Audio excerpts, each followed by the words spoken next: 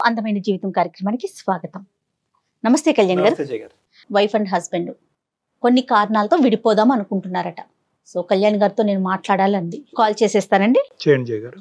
బయట నుంచి కూర్చొని మాట్లాడే మనకు ఒకలా ఉంటుంది జయ గారు. అవునండి. యాక్చువల్ గా అనుభవించేటటువంటి మనం ఈ మాట్లాడి గంటన్నర కాదు, వాళ్ళు ఎన్నో సంవత్సరాలు బట్టి అనుభవించుంటారు కాబట్టి విసుగు వేసారిపోతారు. అవునండి. హలో సిరి అండి. అవునండి, ఎవరు?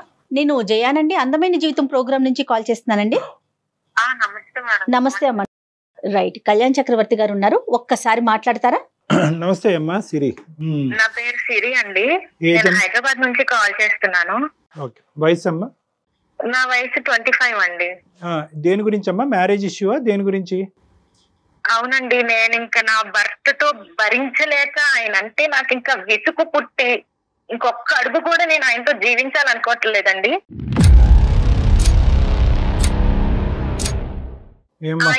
ఆయనని వదిలేసి నా పిల్లల్ని తీసుకుని నేను మా ఇంటికి వెళ్ళిపోవాలనుకుంటున్నానండి, మా అమ్మ నాన్నల దగ్గరికి. ఎంతమంది పిల్లలమ్మా సిరి మీకు? 2 చిన్న పిల్లలండి. పెళ్ళి ఎంతకాలం అయిందమ్మా? పెళ్ళయి ఒక 6-7 ఇయర్స్ అయిందంటే, అంటే నాకు చిన్న వయసులోనే పెళ్లి చేసేసారండి. అతను ఏం చేస్తూ ఉంటారు? అతను ఒక ప్రైవేట్ ఎంప్లాయీ సార్ అంతే ముందు. ఇప్పుడైతే మేము ఒక చిన్న బిజినెస్ పెట్టుకున్నామండి. కానీ ఇంకా నేను అసలు ఆయన భర్త అని కూడా అనరన్నమాట. కనీసం ఒక పిల్లలు ఉన్నారు, చిన్న పిల్లలు, భార్య ఉంది అనే ఆలోచన కూడా లేకుండా. నేను చెప్తాను మేడం గారు మీకు. ఫస్ట్ ఏంటంటే అసలు ఆయనతో నేను ఇప్పుడు వెళ్ళిపోదాం అని అనుకుంటున్న స్థితిలో, కానీ ఆఖరి హోప్ గా ఒక్కసారి డాక్టర్ గారితో మాట్లాడి ఏమో ఆయన బుర్ర మారుస్తే మార్చేమో మనిషి అనే లాస్ట్ హోప్ తో నా ప్రయత్నంతో ఒక్కసారి కాల్ చేశానండి డాక్టర్ గారితో చెప్పుకుందామని. సో ఆయన డెసిషన్ కూడా నేను తీసుకుని ముందడుగు వేద్దామనే ఆలోచనతో చేశాను మేడం గారు. మంచి పని అమ్మా, మంచి పని. విషయం ఏంటో చెప్పండి, అసలు ఏంటి, ఎందుకు మీరు ఇలా విసిగిపోయారు? మాది ఒక మిడిల్ ఫ్యామిలీ మేడం గారు. అంటే అంత హై రిచ్ గా ఉండే ఫ్యామిలీ ఏం కాదు, మిడిల్ క్లాస్ ఫ్యామిలీ మాది. మాది నేటివ్ వచ్చేసి రాజమండ్రి అండి. నేను ఒక్కదానొక కూతుర్ని మా మమ్మీ డాడీలకి. సో అంటే మాదంతా చెప్పినట్టు నేను మా డాడీ గారి ఫ్యామిలీలో ఏంటంటే అందరూ మంచి positions, well settled employees, government employees, bank jobs అలాగా ఉన్నారండి. మా డాడీ వచ్చేసి ఒక నార్మల్ చిన్న జాబ్ చేసుకుంటూ నన్ను పెంచారు. సో దాని వల్ల నేను చాలా అవమానాలు చిన్నప్పటి నుంచే వాళ్ళు పడడం నా కళ్ళారా చూశానండి నేను చిన్నప్పటి నుంచి. సో నేను అప్పటి నుంచే కష్టపడి ఉన్న దాంట్లో నన్ను చదివించారు. నేను కష్టపడి చదువుకుని నేనేమనుకునేదానంటే మంచి స్థాయికి ఎదగాలి, మేమంటే ఏంటి అనేది వాళ్ళకి నిరూపించాలి, వాళ్ళు ఎత్తిన నోర్లు మూయించాలి వాళ్ళవి అనే ఆలోచనతో నేను ఎంతో అనుకున్నానండి, హ్యాపీగా చూసుకోవాలి అని. సో ఏదో ఇలాగ గంతకు తక్క బొంత అన్నట్టు మాకున్న ఫ్యామిలీ దాంట్లోనే మాకు ఒక ఏదో సంబంధం చూశారు, పెళ్లి చేశారండి. అతను ఒక నార్మల్ ప్రైవేట్ ఎంప్లాయ్ అండి. అప్పట్లో ఒక 15-16 వేలకి శాలరీలో జాబ్ చేసేవారు ఆయన. అంతా ఫస్ట్ అంతా బానే ఉండేదండి. తర్వాత ఆయన నేను అబ్జర్వ్ చేస్తూ గడిచిన కొద్దీ ఏమవుతుందంటే ఆయన అంటే ఒక స్థిరత్వం లేదండి ఆయన బుర్రలో. జాబ్స్ మారుతూ ఉండేవాడు, ఆ జాబ్ నచ్చలేదు అనేవాడు, వెంటనే ఇంకోటి మారిపోయేవాడు, సరిగ్గా అసలు ఏ జాబ్ చేసేవాడు కాదండి. ఎన్ని ఉద్యోగాలు మారాడమ్మా ఇన్ని సంవత్సరాలు మీ పెళ్లిలో? ఒక 5-6 అట్లా మారుతూనే ఉన్నాడండి. ఆల్మోస్ట్ ఇయర్ కి ఒకటి మారుతూనే ఉన్నారండి. అయితే ఇంకా నేను ఏంటి అసలు ఎందుకు ఇలా చేస్తున్నారు మీరు అంటే, నాకు కష్టపడడం ఇష్టం లేదు, నాకు హార్డ్ వర్క్ ఇష్టం లేదు, నేను స్మార్ట్ గా ఆలోచిస్తాను, స్మార్ట్ వర్క్ అంటేనే ఇష్టం, నాకు కూర్చున్న దగ్గరికి అన్ని వచ్చేయాలి. ఇంకా ఆయన గారు ఎలాంటోడంటే ఆకాశం నుంచి వెంటనే కింద పడిపోవాలి, కావాల్సిన దగ్గరికి వచ్చేయాలి. అదే ఇంకా అంత అసలు ఇంకా అంత స్మార్ట్ గా వచ్చేయాలి, నేనేం కష్టపడకూడదు, అలా కూర్చోవాలి, తిని కూర్చోవాలి అంతే, నాకు అన్ని వచ్చేయాలి, అంత లగ్జరీగా ఉండాలి, అలా ఉండేవాడండి. సరే ఈయనతో పెట్టుకుంటే నా వల్ల కాదు, నా పిల్లల్ని నన్ను చూసుకోవడం అవ్వదు, నేను అనుకున్న కళలు ఎప్పుడు నెరవేరాలి, నాకు ఇల్లు కట్టుకోవాలని ఆశ అండి చిన్నప్పటి నుంచి. ఇంటికి సంబంధించినటువంటి అవసరాలు ఎంతవరకు తీర్చాడు? సేవింగ్ చేసి అవసరాలు తీర్చిన తర్వాత ఈ విధంగా ఆలోచన అనేటటువంటిది ఉందా అతనికి? లేదంటే అవసరాలు లేదు, సేవింగ్ లేదు, ఉద్యోగం తర్వాత ఉద్యోగం మారి స్మార్ట్ అనుకుంటూ ఉంటామేనా?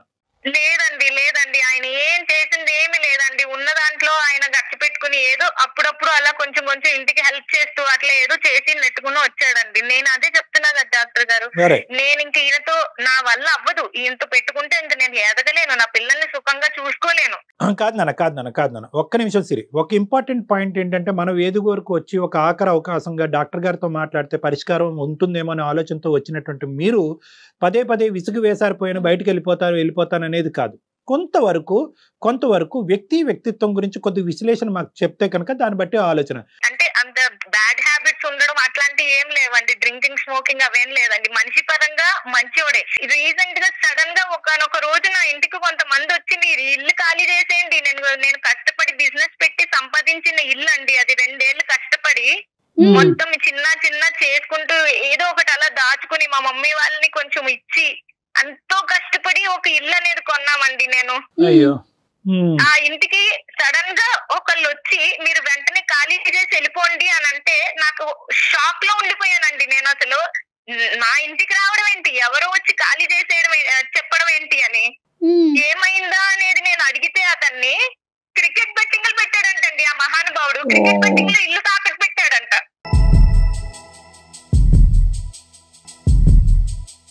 ఓహో, స్మార్ట్ అంటే ఇలాంటి స్మార్టా?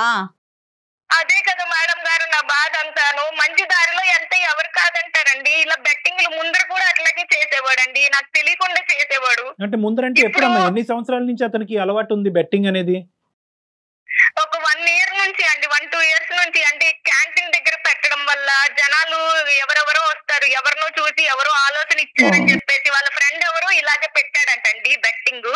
అతనికి డబ్బులు వచ్చాయంట, వాళ్ళ వైఫ్ కి అది కొన్నాడు ఇది కొన్నాడు అని చెప్పేసి ఈయన కూడా పెట్టాడంట. కాదమ్మా, మీ క్యాంటీన్ ఏంటమ్మా, మీరు బిజినెస్ నడిపిస్తున్నారు ప్రస్తుతం? అది చెప్పిందండి. అదే సార్, మేము కష్టపడి నేను ఒక ఆలోచనతో ఆయనకు బిజినెస్ అనేది మేము ఒక మొబైల్ ఫుడ్ కోర్ట్ లాంటిది పెట్టామండి. పెట్టారు కానీ ఒక స్థిరత్వం లేనటువంటి వ్యక్తికి ప్రతిరోజు ఒక నెలసరి జీతం కాకుండా ప్రతిరోజు చేతుల్లో డబ్బులు కనిపిస్తే కనుక ఈ మనిషి ఆలోచన ఏ విధంగా పోతుంది అనేటటువంటి ఆలోచనతో మీరు ముందు చూపుతో బిజినెస్ అనేది పెట్టారా, లేదంటే? అదే సార్, అవును. అంటే మనది అనే ఆలోచన ఉంటే ఇక్కడే ఉండి మంచిగా చేసుకుంటారు కదా సొంత బిజినెస్ అంటే అనుకుని ఆయన ముందు ఒప్పుకోలేదండి. నేను ఎన్నిసార్లు అడిగా ఆయన ఒప్పుకోలేదే, నేనేం పెట్టుకునేదేంటి, నేనేం చేయను, నేనేం చూడను అన్నాడు. కానీ నేను ఎంతో ఒప్పిస్తే సరే అని ఓకే అని ఆయన ఒప్పుకున్నారండి. ఎంత ఖర్చు అయిందమ్మా? పెట్టుబడి ఎంత అయిందమ్మా? దానికి ఒక 2 lakhs 3 lakhs అయ్యిందండి. నేను ఎవరినో నా ఫ్రెండ్స్ ని వాళ్ళని వీళ్ళని అడిగి నేను తీసుకొస్తాను, నువ్వు కూడా ఎవరినో అడిగి తీసుకురా, మళ్ళీ ఇది సక్సెస్ అయ్యాక వాళ్ళకి తిరిగి ఇచ్చేద్దామని ఏదో ఒకటి అలాగా నేను అమౌంట్ అనేది తీసుకొని పెట్టించానండి. మనీ మీద అతనికి ఎంత కంట్రోల్ ఉందమ్మా?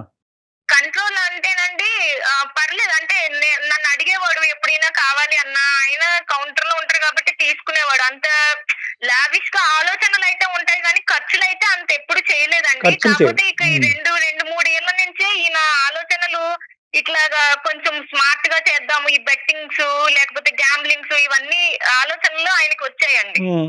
ఒక రోజు వాళ్ళు వచ్చి అడిగితే నేను ఇలాగా నా ఇల్లు నేను కొనుక్కున్నప్పుడు అండి ఒక 25-30 లక్షలు పెట్టి నేను కొన్నానండి ఇల్లు. అది ఇప్పుడు దాని వాల్యూ నియర్లీ ఒక 1 crore దాకా ఉంటుంది. 1 కోటి రూపాయలు ఇల్లు డాక్టర్ గారు, అది 1 కోటి రూపాయలు, ఒకటి కాదు రూపాయి కాదు, ఎంతో కష్టపడి ఇష్టంతో కొనుక్కున్న ఇల్లు అండి. నాకు ఒక్క ముక్కు కూడా చెప్పకుండా ఆయన బెట్టింగ్ లో పెట్టి పోగొట్టేశాడండి.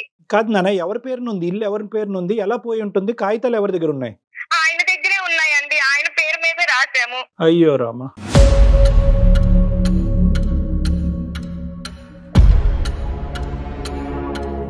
ఇప్పుడు ఏమైపోవాలి డాక్టర్ గారు, నేను నా పిల్లలు మళ్ళీ ఆ మొదటి నుంచి నేను ఇలా రాగలనా అండి? ఇంత కష్టపడి నేను సంపాదించగలనా అండి మళ్ళీ?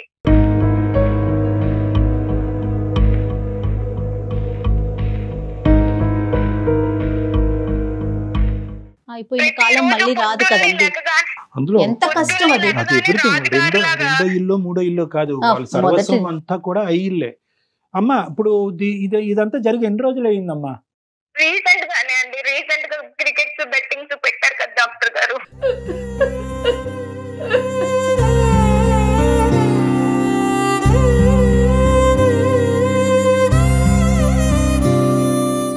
ఏంటి ఇప్పుడు ప్రశ్నిస్తే సమాధానం ఏంటి అతని దగ్గర నుంచి? ఏం లేదండి, అంతే. నేను ఇంతే, పోయింది డబ్బులు వస్తే వాడేసుకుంటావు కదా, ఆనందపడిపోతావు కదా, పోయినప్పుడు మాత్రం ఎందుకు ప్రశ్నిస్తున్నావు అంటున్నాడండి. సో అంటే ఇంతకు ముందు గెలిచి మీ చేతికి డబ్బులు ఇచ్చిన సందర్భాలు, మీరు ఆనందపడిన సందర్భాలు ఉన్నాయా మేడం? లేవు డాక్టర్ గారు, లేవు. ఇప్పుడు నేను ఇది పెట్టడం వల్ల వస్తే నువ్వు ఆనందించేదానివి కదా, పోయింది కాబట్టి నువ్వు నన్ను ప్రశ్నిస్తున్నావు, లేకపోతే నన్ను అడిగేదానివా నువ్వు అని అంటున్నాడండి. సో మీకు తెలిసి ఎప్పుడు కూడా ఈ అంశాన్ని ప్రోత్సహించలేదు? లేదండి, ఎప్పుడూ లేదు. ఒక్కసారి ఎప్పుడు కూడా అలాగే ఒక 50,000 ఎందులోనో అడిగాడు, తీసుకున్నాడు. అవి లాస్ వచ్చేసాయండి. ఏం వాడాడు కూడా తెలియదండి. అడిగితే లేదు, పోయాయి అన్నాడు.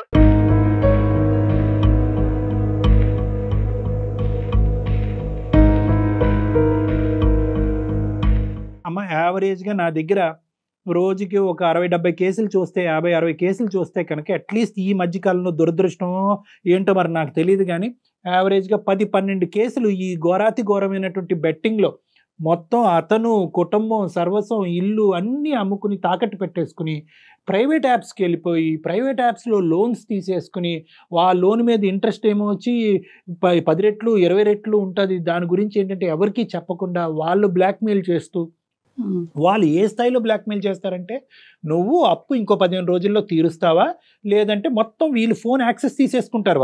వాళ్ళ పాస్కోడ్ ఫోన్తో పాటు వీళ్ళు ఫోన్ కంప్లీట్గా ట్రాక్ చేసేసి ఆ ఫోటోలు గిటోలు కాంటాక్ట్స్ అన్నీ తీసేసుకుని నువ్వు ఇంత సమయంలో నువ్వు అప్పు తీరుస్తావా, లేదంటే నీ భార్య నీ మొత్తం పిల్లలందరి యొక్క ఫోటోలు మార్ఫింగ్ చేసి నగ్నంగా మేము మొత్తం అందరికీ నీ కాంటాక్ట్స్ అన్నిటికి డిస్ట్రిబ్యూట్ చేయాలా అనేటటువంటి బ్లాక్మెయిల్తో సూసైడ్ చేసుకున్నటువంటి వాళ్ళు అబ్బో ఎంతో మంది ఉన్నారు జయ గారు. కాదు కళ్యాణ్ గారు, ఒకవేళ బెట్టింగ్ లో పెట్టినప్పుడు గెలిస్తే ఓకే, ఓడిపోతే అంతకి మించి నష్టం వస్తుందనే వాళ్ళ మైండ్ సెట్ పనిచేయదండి మేడం. నిజంగా నేను చెప్తున్నాను, గెలుపు అనేటటువంటిది బెట్టింగ్లో 0.5%. అది ఒక కళలో లోకం. అదేంటంటే కనుక 0.5% రియాలిటీ బెట్టింగ్లో గెలిచేటటువంటి పరిస్థితి ఉన్నా కూడా ఆ బెట్టింగ్ యాడ్స్ కానీ ఆ యాప్స్ కానీ మన టీవీలో చూసే అడ్వర్టైజ్మెంట్స్ కానీ ఎలా చూపెడతాయంటే ఒక మనిషికి నువ్వు 99.5% గెలుస్తావు అన్నట్టుగా చూపెడతాయి.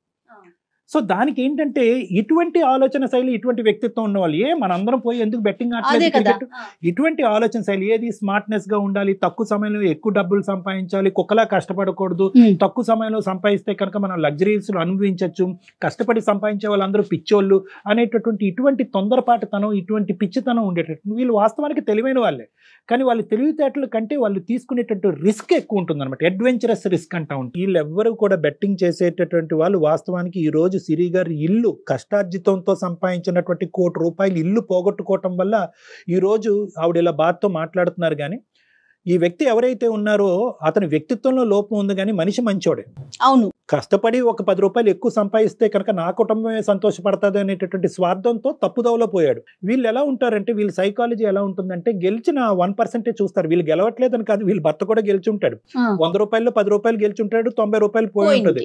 అయితే ఏంటంటే ఈ ₹10 కాస్త రేపొద్దున ₹90 అవుతుందేమో అనేటటువంటి ఆశతో, విపరీతమైనటువంటి ఆలోచనతో ఆ గెలుపు రాకపోయినా గెలుపులో తేలుతూ ఉంటారు. ఆ ₹10 కూడా వీళ్ళు గెలిచినటువంటి ఆ ముష్టి ₹10 కూడా వాడు ఏం చేస్తాడో తెలుసా, ఆ యాప్ వాడు, ఈ వెబ్సైట్ వాడు, వీడు వ్యాలెట్ లో వేస్తాడు, వీడు పర్సులో పెడతాడు, వాడి చేతికి ఇవ్వడు, పర్సులో పెడతాడు.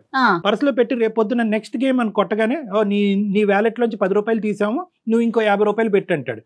మళ్ళీ ₹50 పెడతాడు, ₹5 గెలుస్తాడు, ₹5 మళ్ళీ వ్యాలెట్ లోకి వెళ్తాడు. సో ఎక్కడ కూడా వీళ్ళ చేతికి వచ్చే డబ్బులు ఏముండవు, అది వ్యాలెట్ లో పెట్టి మళ్ళీ గేమ్ ఆడడానికి ఉపయోగపడేది సైకిల్. వీళ్ళు ఏంటంటే వీళ్ళు ఊహాజనకం, ఎంత ఘోరం అండి, వీళ్ళు ఊహాజనకమైనటువంటి లోకంలో వాడు టెంప్ట్ చేస్తూ ఉంటాడు. నిన్నే ఇంతమంది గెలిచారు, మొన్న వీడు గెలిచారు, వీడి ఫోటో ఇదిగో, వాడి ఫోటో ఇదో, రేపే నీదే లాస్ట్ ఛాన్స్, 10 సార్లు ఓడిపోతే 11వ నువ్వు గెలుస్తావని చెప్పి మోటివేషనల్ గా టెంప్ట్ చేస్తూ వాళ్ళని అలా లూప్లోకి లాగుతూ ఉంటారు. నా దగ్గరికి వచ్చినటువంటి వాళ్ళు 5 కోట్లు పోగొట్టుకున్న వాళ్ళు ఉన్నారు, 50 లక్షలు పోగొట్టుకున్నటువంటి వాళ్ళు ఉన్నారు. వీళ్ళేమి రిచ్ పీపుల్ ఏం కాదమ్మా. ఇంత మొత్తం పోయేటప్పటికి అటువైపు తల్లిదండ్రులు, ఇటువైపు అత్తామామలు మొత్తం ఇల్లు ఆస్తులు సర్వస్వం అమ్ముకుంటారు అన్నమాట. సారీ అమ్మ సిరి, ఇటువంటి పరిస్థితులు నాకు సడన్ గా గుర్తొచ్చి చెప్పాలి కాబట్టి ప్రేక్షకుల్లో ఎవరన్నా ఉంటే అర్థం చేసుకుంటారని నేను చెప్పానమ్మా. ఇప్పుడు ఇతని యొక్క తత్వం ఎలా ఉందమ్మా, ఏమంటాడు ఇతను? అసలు ఏం మాట్లాడట్లేదండి. నేను ఇంతే, నేను మారను, నేను ఇలాగే చేస్తాను, నువ్వు ఏం చేసుకుంటావో చేసుకో.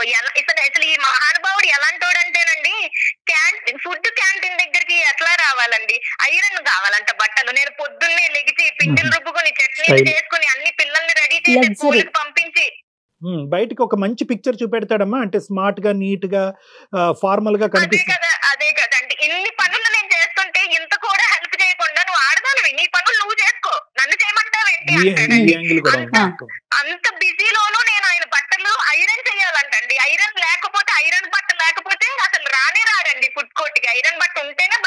కొద్ది షోక్గాళ్ళండి. కష్టార్జితం వచ్చేటటువంటి డబ్బులతో అతని పేరుని ఇల్లు కొనటం ఏంటమ్మా? నాకు అర్థం కావట్లేదు ఇక్కడ. అతని పేరుని ఇల్లు ఎందుకు పెడదామంటే నేనంటే నమ్మకం లేదా, నాకు వాల్యూ లేదా, నేను ఏమైనా పోగొట్టేస్తానా? ఇలాంటి వాళ్ళకి మాటలు కూడా బాగొస్తాయి అనుకుంటా. చతుర్యం చాలా. మరి సిరి ఒకసారి మాట్లాడదామా? డాక్టర్ గారితో ఏమన్నా మాట్లాడించి చూద్దామా? నేను అందుకే ఫోన్ చేశానండి. సారి మాట్లాడితే అయినా ఆయన బుర్ర మారితే పర్వాలేదు, అదే కదండి నాకు కావాల్సింది. అంటే ఇప్పుడు అతనిలో మార్పు వస్తే కనుక పోయినటువంటి తీసి పక్కన పెట్టి ఇప్పుడు ఇల్లు అంతా పోయినట్టేనమ్మా? ఈ ఇంట్లో ఇల్లు అమ్ముకుని కొంత అప్పు తీర్చి మిగతా డబ్బులు సేవ్ చేసుకునే పరిస్థితి ఉందా? ఏమీ లేదండి, మొత్తం ₹1,00,00,000 ఇల్లుని తాకట్టు పెట్టేశాడండి. వాళ్ళకి నా వెనకాల ఏ ఆస్తుందనండి? నేను మిడిల్ క్లాస్ నుంచి కష్టపడి కట్టుకున్న దాన్ని ఇచ్చేసాడండి. దాన్ని ఎలా తెచ్చుకోగలను? ఎవరిస్తారండి నాకు అప్పు? ఇంకా అదే ఎవరు ఏం చేయలేరమ్మా. కానీ మనం ఏం చేయగలం అతని ద్వారానే విందాం. అది నెంబర్ 1. నెంబర్ 2, ఇంకా తెలియని అప్పులు ఏమైనా ఉన్నాయా? ఇంతటితో ముగిసిందా? డాక్టర్ గారు, ఆయన గారికే తెలియాలి. తెలియకుండా ఇంత పెద్ద ఇల్లునే తాకట్టు పెట్టాడు. ఇంక నాకు తెలియకుండా ఎన్ని వేసాడు. ఒకప్పుడు అతనిలో ఒక పరివర్తన వస్తే కనుక ఈ కథను ఇక్కడితో ముగించి గతాన్ని తవ్వకుండా అతనితో పాటు ప్రయాణం చేస్తూ కష్టపడి ఉండే ఉద్దేశం నీకుందమ్మా? అది కూడా లేదా? ఉందండి. అంటే ఆయన మారతాడు, నిజంగా మారతాడు అంటే మళ్ళీ ఎంతో కొంత. ఇప్పుడు నేను కట్టినంత ఇల్లు నేను కట్టలేకపోవచ్చు, అంత సంపాదించలేకపోవచ్చు, కానీ ఓపిక ఉన్న వాళ్ళే కదా డాక్టర్ గారు ఎవరైనా చేసుకోగలిగేది. మేడం సిరి గారు, ఇంకొక ప్రశ్న మేడం. ఇది మీ కుటుంబ సభ్యులు వాళ్ళ కుటుంబ సభ్యుల వరకు వెళ్ళిందా విషయం? ఇంకా అక్కడి వరకు వెళ్ళలేదా? ఇంకా నేను చెప్పలేదండి, రీసెంట్ గానే జరిగింది కదా. చెప్తే వాళ్ళేమనుకుంటారో ఆల్రెడీ మా ఫ్యామిలీలో నేను ఎంతో ఘనంగా ఇల్లు కట్టి గృహప్రవేశానికి పిలిచి నేనేంటో చూపించి వాళ్ళకి అలాంటి నోరులు మూయించానండి. అలాంటిది ఇప్పుడు మళ్ళీ వాళ్ళ దగ్గరికి నేను ఏ మొహం పెట్టుకుని వెళ్ళి నేను చెప్పగలను? మళ్ళీ నన్ను ఆ వాల్యూతో చూస్తారండి. ప్రస్తుతం ఇప్పుడు అదే ఇంట్లో ఉన్నారమ్మా? ఇల్లు వేరే ఇంట్లోకి మారారా? లేదండి, నేను ఇంకా అంటే ఖాళీ చేయమని చెప్పేశారు. వెళ్ళిపోవాలండి, నాకు ఎక్కడికి వెళ్ళాలో తెలియట్లేదు ఇప్పుడు ప్రెసెంట్.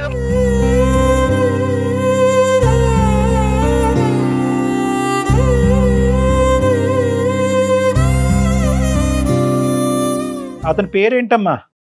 అతని పేరు రాజు అండి. ఎక్కడున్నారమ్మా రాజు గారు? ఇప్పుడు ఫుడ్ క్యాంటీన్ దగ్గరే ఉన్నారండి, అక్కడనే ఉన్నారు. నేను ఈ రోజు ఇంకా నాకు ఓపిక లేదని మార్నింగ్ నేను కొంచెంసేపు ఉన్నాక వస్తాను, నువ్వు వెళ్ళు అని చెప్పేసి ఆయన పంపించానండి, అన్ని సెట్ చేసేసి అక్కడ. చూడమ్మా, అతను మరి క్యాంటీన్ దగ్గర బిజీగా లేకపోతే ఒకసారి ఫోన్ కలుపు, నేను మాట్లాడాలనుకుంటున్నా. ఖచ్చితంగా చేస్తాను డాక్టర్ గారు, ఒక్క నిమిషం అండి. ఓకే నాన్న. आपका कॉल होल्ड पर है, कृपया प्रतीक्षा कीजिए, please stay on the line. Hello hello, చెప్పు. ఏంటి? ఎక్కడ ఉన్నారండి? ఇక్కడ ఉంటాను, క్యాంటీన్ దగ్గర ఉన్నా. సరే కానీ నేను నా ఊరు వెళ్తున్నాను పిల్లల్ని తీసుకొని. ఎందుకు? ఏమైంది? ఎందుకు వెళ్తున్నావు? లేదండి, నేను రావట్లేదు, మీరే అది చూసుకోండి సరేనా? మీరే అది మెయింటైన్ చేయండి. నేనైతే ఇంకా నేను వెళ్ళిపోతున్నానండి పిల్లల్ని తీసుకొని, ఇంకా రాను. ఒక్కడి వల్ల ఎలా అవుతుంది? అవన్నీ చూసుకోండి, నాకేం సంబంధం లేదండి. ఇంకా నేను మీతో ఉండలేనండి, నేను వెళ్ళిపోతున్నాను నా పిల్లల్ని తీసుకొని. ఆఖరిసారిగా నేను ఒకసారి మన కళ్యాణ్ చక్రవర్తి గారు డాక్టర్ సైకియాట్రిస్ట్, ఆయనతో నేను ఈ విషయం అనేది నేను చెప్పానండి, మన విషయము. ఆయన డప్పు లేదు పప్పు లేదు, నేను కాల్ అనేది కలిపాను. ఒకసారి ఆయన లైన్ లో ఉన్నారు, ఆయనతో మాట్లాడండి. మీరు ఆ క్యాంటీన్ ఎవరికైనా అప్పు చెప్పి ఒక 10 నిమిషాలు పక్కకు వచ్చి మాట్లాడండి. రాజుగారు నమస్తే అండి. రాజుగారు నమస్తే. నేను ఊరోనే గానీ కొద్దిగా ఇటువంటి విషయాల్లో కొద్దిగా చాకచక్యంగా డీల్ చేసేటటువంటి వ్యక్తి. సో కాసేపు మీరు మాకు టైం ఇవ్వగలిగితే కనుక ఒక 2 నిమిషాలు మాట్లాడతాం మీతో. చెప్పండి. రైట్ రాజుగారు, ఇప్పుడు పరిస్థితి ఏంటంటారు? ఇప్పుడు మీరు ఏదో బెట్టింగ్ ఇలాంటి వాటిల్లోకి వెళ్ళి చాలా వరకు డబ్బులు పోగొట్టుకుని ఆఖరికి కష్టపడి సంపాదించినటువంటి ఆ ఇల్లును కూడా, సర్వస్వం అంతా కూడా ఈరోజు దారదత్తం అయింది, తాకట్టు పట్టింది. ఇప్పుడు ఎక్కడ ఉండాలో తెలియనటువంటి పరిస్థితి ఏర్పడిందని చెప్పి సిరి గారు బాధపడుతున్నారు. రాజుగారు, ఏంటి మీకు దీని వెనకాల ఉన్న ఆలోచన ఏంటి? ఎందుకు ఇలా జరిగింది? ఇప్పుడు రెక్టిఫికేషన్ ప్రాసెస్ ఏంటి? ఏ విధంగా ఈ ప్రాసెస్ ని మనం రిపేర్ చేయగలం? లైఫ్ లో రూపాయి దాచుకొని ఎదగాలంటే తొందరగా ఎదగలేము కదా సార్. అదే ఈ బెట్టింగ్ ద్వారా దీని ద్వారా అయితే తొందరగా ఎదగలుగుతాం. ఇప్పుడు మా బడ్డీ కొట్టుకొరికి వచ్చి చాలా మంది అనుకుంటారు, టిఫిన్ చేసుకుంటూ వాళ్ళు మాట్లాడుకుంటున్నారు. మా ఫ్రెండ్ కి ఒకతనికి 50,000 పెడితే 30 లక్షలు వచ్చింది.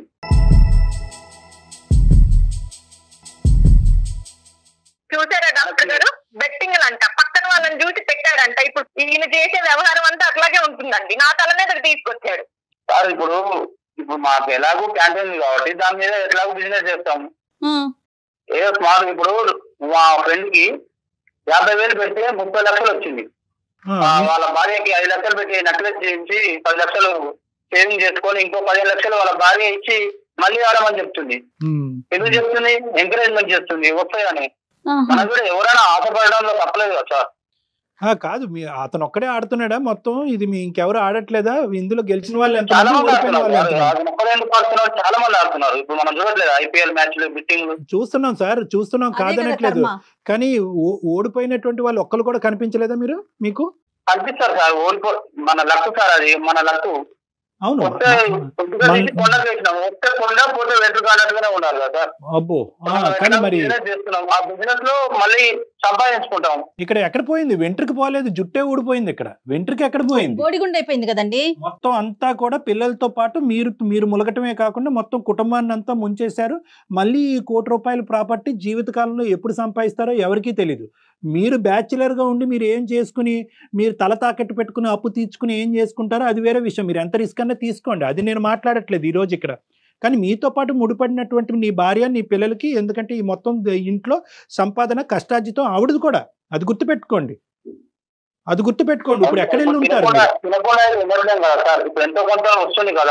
నో రాజు ఒక్క నిమిషం. ఎంతో కొంత వస్తుంది, కానీ పోగొట్టుకున్నటువంటి ఆస్తి రేపొద్దున పిల్లలకి ఎన్నో విధాలుగా చదువులు కావచ్చు, పెళ్లిళ్ళు కావచ్చు, ఎన్నో విధాలుగా ఈ రోజు ₹1,00,00,000 10 కోట్లు అవ్వచ్చు రేపొద్దున. చాలా విచిత్రంగా మాట్లాడుతున్నారు రాజు గారు. ఎంతో కొంత వస్తుందని పాత ఆస్తిని పోగొట్టుకుంటామా? ఉన్నదాన్ని పోగొట్టుకుంటారా? ఈ నష్టం అనేటటువంటిది కొద్దిగా కూడా మీలో పశ్చాత్తాపం గానీ ఒక ఫీలింగ్ గానీ క్రియేట్ చేయట్లేదా రాజు గారు? పశ్చాత్తాపం అంటే ఇప్పుడు వాళ్ళు ఎదుటి వారిని చూసి మనం బతకడం, వాళ్ళని చూసి అబ్బా వానికి ఇంత వచ్చింది అంత వచ్చిందని మనం స్వార్థపడకూడదు. మనం కూడా మన అదృష్టాన్ని పరీక్షించుకోవాలి సార్. కాదు, ఒక్క నిమిషం సిరి, నువ్వు ఒక 2 నిమిషాలు అతనితో మాట్లాడమ్మా. అసలు అతను ఏమంటున్నాడు అంటే కనుక, వాళ్ళు ఎవరినో చూశాను, వాళ్ళు గెలిచారు అని అంటున్నాడు. వాళ్ళు ఎవరు అనేది మీ షాప్కి వచ్చినటువంటి వాళ్ళు నీకు కనిపించారమ్మా? వాళ్ళు నీతో కూడా చెప్పారా? ఎవరే బాబు 50,000 పెడితే సిరి మేము 50,000 పెడితే? ఏం చెప్పలేదండి.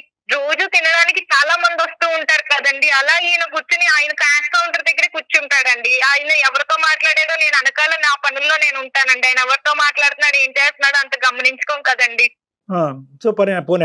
పేరుకి రాజండి బాబు, నువ్వు పేరుకి రాజమ్మ, రాజు మహారాజులా ఫీల్ అయిపోయి నువ్వు వేషాలు అనేది వెయ్యొద్దు ఇక్కడ.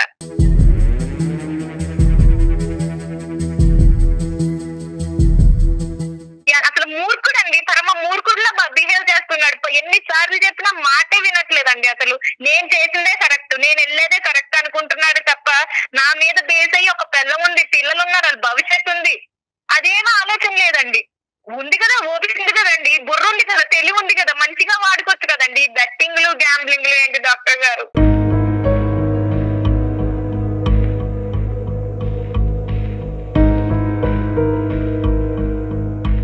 ఆడితే దాంట్లో వస్తుంది సార్, తగిలితే తగలొచ్చు. నువ్వు దీని మీద ఏమైనా రిసెర్చ్ చేసావా? నెక్స్ట్ టైం తగులుతుంది. నువ్వు చూసినటువంటి ఆ ఒక్క వ్యక్తి 50,000కి 3 లక్షలు వచ్చినటువంటి ఒక్క వ్యక్తిని నువ్వు చూసావు. నేను కొన్ని వేల మంది ఈ గ్యాంబ్లింగ్ వల్ల మునిగిపోయినటువంటి వాళ్ళని చూశాను. నా అనుభవం ఎక్కువ, నీ ఆలోచన ఎక్కువ. ఒక్కసారి ఆలోచించుకో. మబ్బులు చూసి ముంతలో నీళ్ళు పారిపోతున్నాడు. కాదు లైఫ్ లో ఎదగాలని ఆలోచిస్తారులే తప్ప మీరు చెప్పేది ఆలోచించట్లేదు రాజు గారు. ఫ్యూ థింగ్స్ నేను అడుగుతాను. ₹1,00,00,000తో వ్యవహారం చెల్లుబాటు అయిందా? ఇంకా వెనకతలు ఏమన్నా అప్పులు సప్పులు ఉన్నాయా? ఆవిడకు ముందే చెప్పండి, అప్పుడే గుండె పగిలేటట్టుంది ఆవిడ ఆల్రెడీ నిర్ణయం తీసుకుంది. మేము ఇంట్లోంచి వెళ్ళిపోతాను, పిల్లలతో పాటు వెళ్ళిపోతాను. ఈ మూర్ఖత్వంగా మాట్లాడి అట్లీస్ట్ పోయింది ఎలాగో పోయింది, దానికన్నా నేను మెంటల్గా ప్రిపేర్డ్ ఉన్నాను. ఇప్పటికైనా ఆ మనిషి కనువిప్పు కలిగి ఒక మంచి ఆలోచనతో ముందుకు వస్తే కనుక నేను యాక్సెప్ట్ చేయగలను. ఒక స్థిరంగా మన ఇద్దరు కష్టపడి పైకి వెళ్ళడానికి మళ్ళీ ప్రయత్నం చేద్దామనే ఉద్దేశంతో ఆవిడ ఒక గోరంత ఆస్తూ ఒక వెంట్రుకంత ఆస్తూ ఆవిడ వెయిట్ చేస్తుంది. ఆ ఆశ కరెక్ట్ అంటారా? మీరు మారేటటువంటి ఉద్దేశం మీకుందా లేదా? ₹1,00,00,000 వస్తే 30 కోట్లు వచ్చేది. అప్పుడు ఇలా మాట్లాడేదా తను? రాజు ఒకటి ఈ ₹1,00,00,000కి 30 కోట్లు వస్తాయి, ఈ లెక్కలన్నీ అనవసరం. వస్తాయి అనేటటువంటి గ్యారంటీ ఎంతవరకు ఇవ్వగలవు? వచ్చే లోపల ఈవిడేదో నిజంగా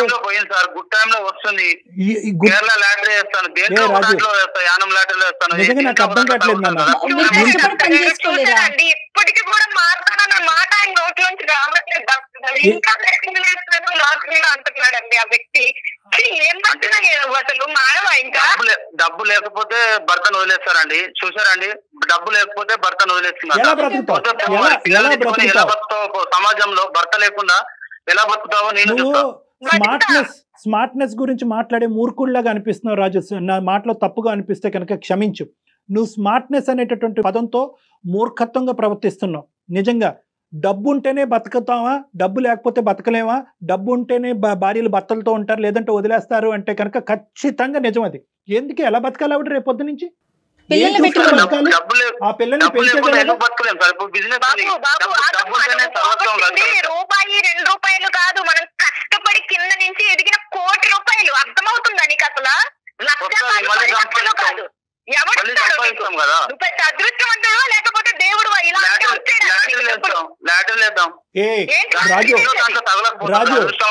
రాజు, ప్రతి మనిషికి ఒక పిచ్చి ఉంటుందేమో గానీ ఇది నీకుండేటటువంటి పిచ్చి కళల పిచ్చి. నువ్వు ఊహాజనకమైనటువంటి కళల లోకంలో తేలుతున్నావు, రియాలిటీకి చాలా దూరంగా వెళ్ళిపోతున్నావు. ఇది మంచిది కాదు. రేపొద్దు నేను ఇది అవుతాను, one day I will become king అనే ఆ పాత సినిమా రాజేంద్ర ప్రసాద్ లాగా ఉంది నీ మాట. వాళ్ళని చూసి అబ్బా వాడికి తగిలింది వీడికి తగిలింది అదే మనకు వచ్చే బాగుందని స్వార్థంగా ఆలోచించే బదులు మనం కూడా ఒకసారి ట్రై చేస్తే మనకు వస్తుంది కదా. నాన్న ట్రై చేయాలి. జీవితంలో ఒకసారి ఉంటుంది. ఎప్పుడైనా కూడా నువ్వు ఇలాంటి రిస్క్ తీసుకోవాలి అంటే, స్మార్ట్ గా రిస్క్ తీసుకోవాలంటే కనుక రిస్క్ వల్ల జరిగేటటువంటి నష్టం నీతో పాటు ఎవరున్నారు, ఎవరు మునిగిపోతున్నారు అనేటటువంటి ఆలోచన కూడా చాలా ఇంపార్టెంట్.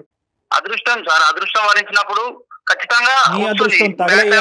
ఏం బాబు ఈ అదృష్టం? ఏం అదృష్టం అయ్యా? నీ భార్య ఇలా ఏడవటం అదృష్టమా? ఏది అదృష్టం?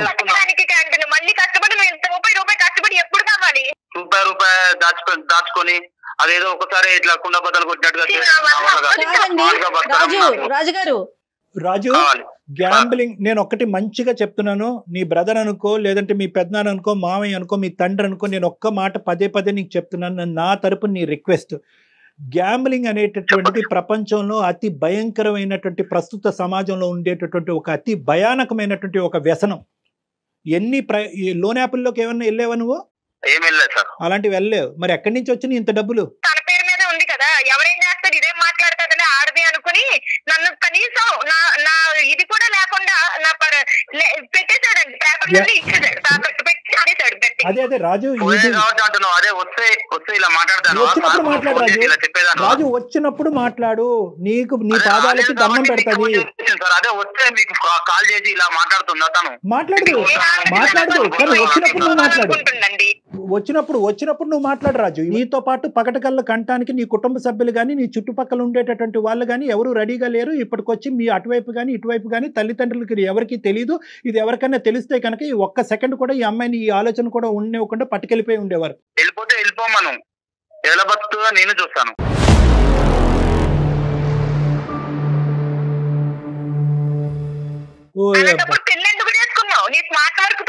ఏం మాట్లాడుతున్నావు అయ్యా? నీలో ఈ యాంగిల్ కూడా ఉంది, ఈ సాడిస్టిక్ యాంగిల్. బతికించడం కోసమే కదా నేను ఆలోచించేది.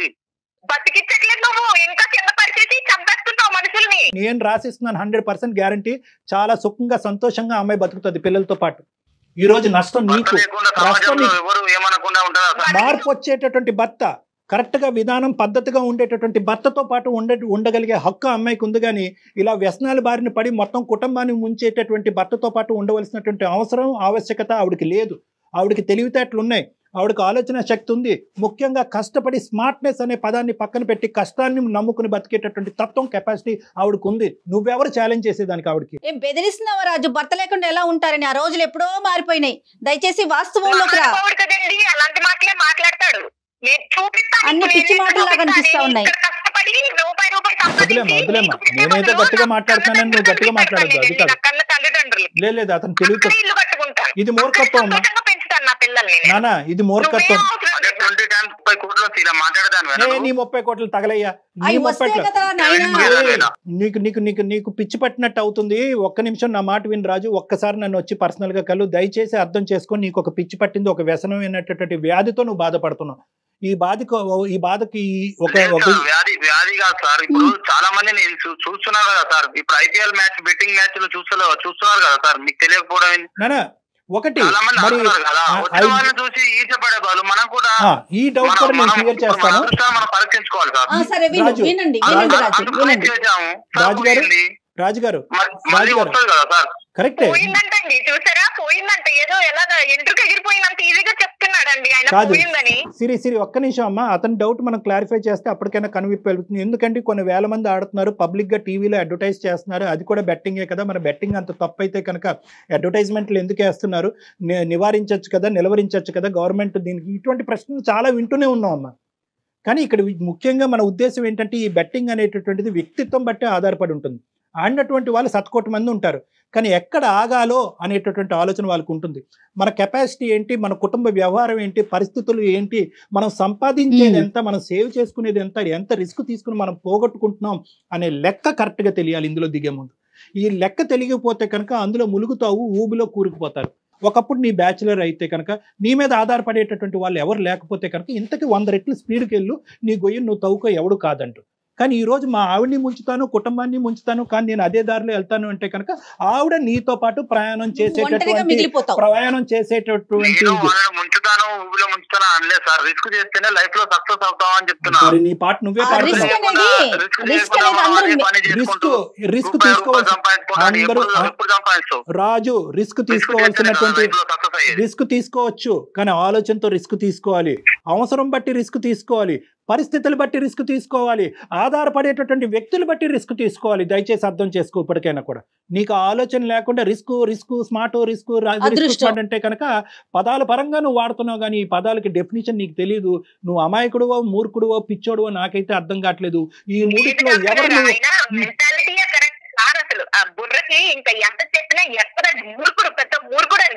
ఇలాంటి ఆలోచనే ఉంటే ఎవ్వరు ఉద్యోగాలు గాని వ్యాపారాలు గాని ఏమి చెయ్యం, అదృష్టం కోసం పరుగులు పెట్టడమే. ఒక్కసారి నా దగ్గర రండి, పిల్లల భవిష్యత్ దృష్ట్యా ఇంకెవరు వద్దు. నీ భార్య వదిలేసే, నీ గురించి వదిలేసే, నా మాటలు కూడా వదిలేసే. పిల్లలు, చంటి పిల్లలు, నీ 30 కోట్లు వద్దు. నువ్వు కష్టపడేటటువంటి ఆ 10 రూపాయలు చాలు, మా స్కూల్ ఫీజులు కట్టి మాకు తిండి పెడితే చాలు మా నాన్న అనుకునేటటువంటి అడగలేనటువంటి వయసులో వాళ్ళు ఉన్నారు. రేపు అడిగేటటువంటి వయసులో వాళ్ళు వస్తే కనుక నీ మొహం ఎక్కడ పెట్టుకోవాలని నీకు తెలియదు. కాబట్టి ఆ పిల్లల భవిష్యత్తు దృష్ట్యా ఒక్కసారి నా దగ్గరికి మీరు డాక్టర్ గారి దగ్గరికి రండి, మాట్లాడండి. ఆయన చెప్పిన దానికి మీరు కన్విన్స్ అయితేనే ముందు స్టెప్ వేయండి, లేదంటే లేదు, మీ ఇష్టం. ఏం చేయలేరు సార్. మనం ఎంత చేసినా పిల్లల కోసం, పిల్లల భవిష్యత్తు అంటున్నారు కాబట్టి పిల్లల కోసం కాబట్టి సరే సార్. Very good. దండం పెడతా. రామ్మ రా నాన్న, please welcome. Okay right. Siri మీరు ప్రొలాంగ్ చేయకండి. ఫోన్ కాల్ అయిపోయిన తర్వాత డాక్టర్ గారిది ఒక్కసారి నేను ఫోన్ నెంబర్ మీకు షేర్ చేస్తాను, ఇమీడియట్ గా తీసుకుంటండి అమ్మ కళ్యాణ్ గారి దగ్గరికి. ఖచ్చితంగా వస్తానండి. వస్తానంటే థ్యాంక్ యూ అమ్మా. వస్తానంటే ఈ విజయానికి మొదటి మెట్టు. సో నాకైతే 210% ఇటువంటి కేసెస్ డీల్ చేసేటటువంటి దాంట్లో నాకు అనుభవం ఉంది కాబట్టి ఖచ్చితంగా రండి అమ్మా. I'm positive about this. Right Raju? Okay అమ్మా, ఓకే రైట్.